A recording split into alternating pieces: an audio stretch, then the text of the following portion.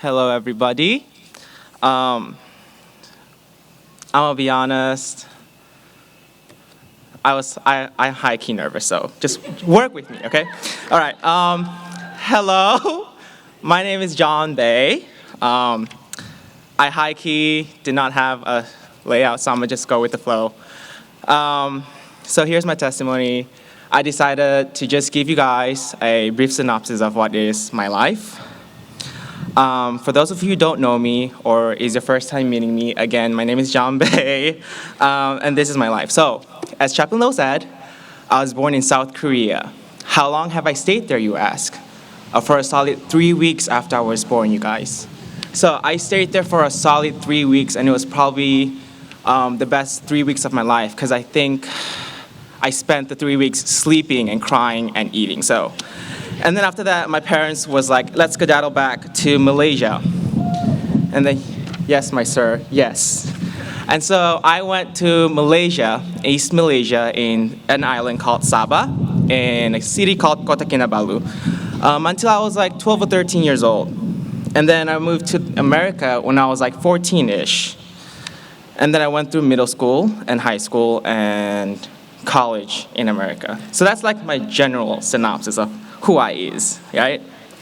So I was born into a missionary family. My parents are missionaries. I'm what they call a triple threat at campus because I am a PK, MK, and a TCK. Shout out to all three of those, and if you're all three of those, I see you, I hear you. For those of you who don't know those abbreviations, do not worry. This is a safe space. There is no judgment. I did not know these terms until I came to Covenant. PK means pastor's kids, MK means missionary kids, and TCK are third culture kids. So I had to learn that. Growing up as a Korean in Malaysia is a weird time, especially if you only stayed there for 3 weeks after you were born, like no memories, no cognitive abilities to say, I want that, no. Mm-mm. So I grew up in Malaysia literally all of my life, half of my life. And I legitimately remember my mom trying to teach me Korean, and I was like, ma'am, I don't get it. I'm not Korean though, like I'm Malaysian, I'm here. And she looked me dead in the eyes and she said, son, if you don't learn your mother tongue, how are you going to say you're Korean? And then I looked at her and I was like, I don't get it. I ain't Korean though. And that was like, I think, my first identity crisis, let's call it. And then I think it was until my 6th grade when I was taking my secondary entrance exam. Yeah. Secondary entrance exam is basically an entrance exam you gotta take to go into middle school. Yeah, just a little background. And so I remember it's like a legitimate government assigned test, and on the top right corner of your table, your assigned table, it has your information like your name, your date of birth, your student number, and your nationality. And on my nationality, it says alien. So as a 12-year-old, when you see alien is a nationality, you're just like, I'm special. I'm not like other kids. I'm different. And I remember me and my friends made a whole joke about it. And my teacher came by, and the look of disappointment in his eyes was something I'll never forget. Because he was like, chillins, alien means that he's not Malaysian, that he means he's from a different country. And then all of us were like, but he Malaysian though, because we were so convinced that I was born there. And then that's when I fully learned, though, that what it meant to be an immigrant, what it meant to be a foreign person in a place that is not your home. And so here I am at 12 years old. My one identity that I knew of was shattered into pieces. And being the drama queen I am, I went back home to my mother, and I was like, I get it though, like I see you, but also gasp. Guess what happened today, mother? And she indulges me at all times. And she was like, what's up, boo-boo? What's happening? And then I told her. And then the best part about this though, you guys, is after that whole identity crisis happening of me being an alien in Malaysia, I want to say like 6 months after, someone from my church who was in a government position, wink, wink, nudge, nudge, my dad, and they were like, hey, you want to skedaddle doodle out of this country soon or you're going to get in an accident? And my dad was like, I pick up what you're dropping off, so we're going to go. And so 7th grade, my dad was like, came home one day and he was like, hey, kids, how do y'all want to go on a vacation real quick? And I was like, school sucks. I don't know if I can say that. I'm sorry. I don't want to be here. I want to go on vacation. Let's go. And so my dad really was like, cool, we're going to pack your things. And I was like, I'm here for the spontaneity, baby. And y'all kid you not, the next day, my parents dragged me to school and they dropped me out of school. I met with the principal and I was officially not part of the school. And then the next day we flew. And then I came to the States. So, yeah, boy really, had an identity crisis. Said, I'm gonna suppress his emotions because we're not gonna do that. And then moved to another country entirely. And not gonna lie, you guys, just moving in general, when you're in middle school, where you're going through puberty and your hormones are going all over the place, is not a great time. It's crazy. It's not a great time. So needless to say, moving to a different country where people see you as a different person based on how I look like in middle school was not a great time for me. Not gonna lie, it was a very oof experience. When I went to middle school for the first time, there was a student designated to help me out, and he was great. But basically, essentially, all the Americans in my school expected me to sort of associate with all the small Asian community of students that was already established at the middle school. And these Asian students were mostly Koreans. But again, my only Korean experience is my 3 weeks after I was born. And so when I met with them, they were like, you ain't Korean though. And so that was my second probably experience of being rejected in a way by my own home country. And so right then and there, I'm like, cool. So this is what we got. I'm not Malaysian. I got a Korean passport, but I'm not Korean enough. But I'm not American because I speak with an accent and I look different. And I'm like, cool. And we're going to do what we're going to do best. We're going to suppress these emotions and we're going to ignore them. Right? Great idea. Spoiler alert, it bites me in the butt later on, in future in my life, and yeah. And so that happened. And so I was in this weird limbo, right? And then slowly but surely, I went through high school, and in high school, I made a very intentional decision of getting rid of my accent. So in 7th grade, I had a Malaysian accent. It mixed in and add a little spice of British accent because we learned British English. I spell color with a U. That's how I spell it. You guys fight me.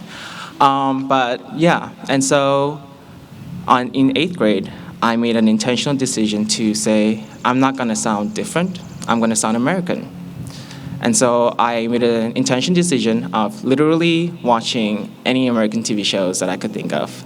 Also asked friends in school, hey, what do you watch? Get me in on that.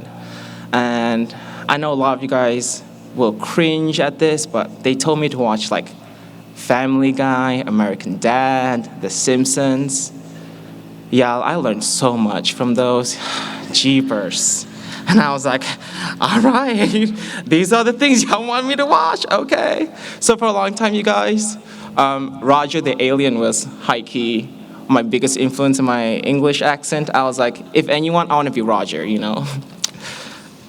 I like that he changed costumes. I liked his extraness. I just want to put it out there.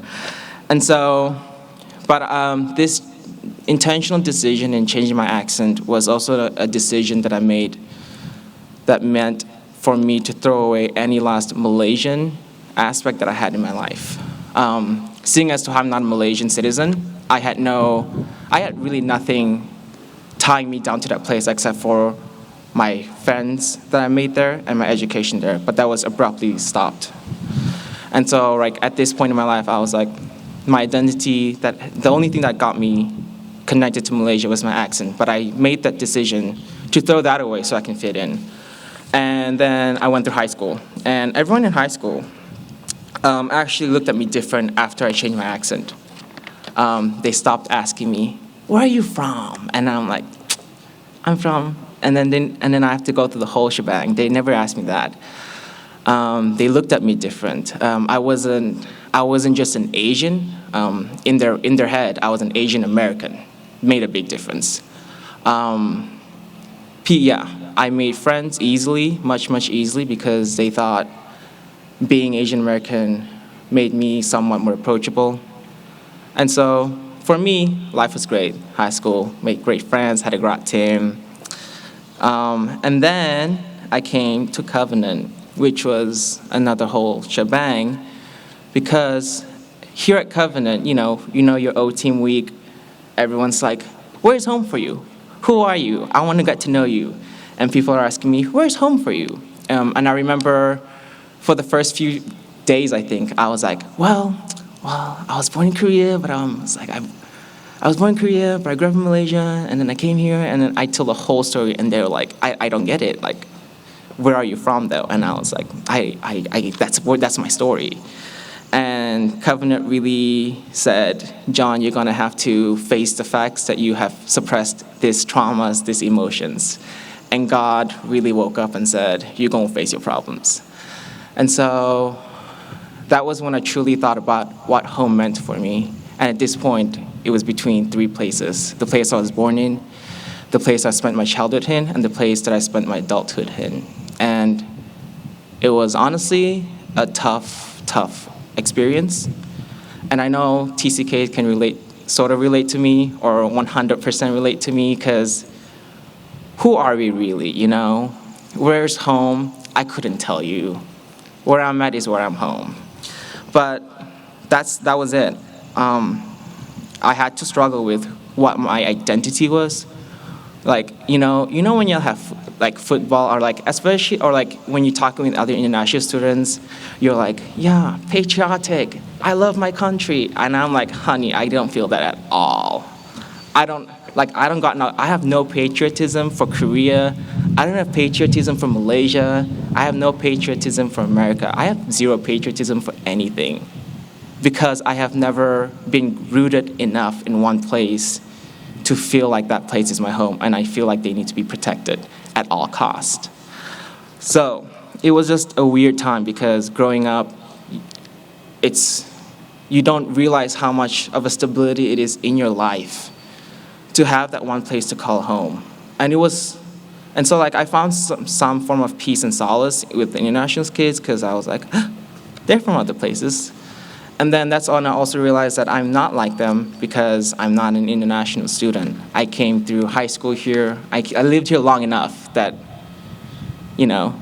I know what American life. I have been, as my friend back home likes to call it, Americanized. And so there's that where I never fit in any circles. And because of how I look like, I'm Asian, people don't know where to categorize me either. And I'm like, that's not your job. That's not your job.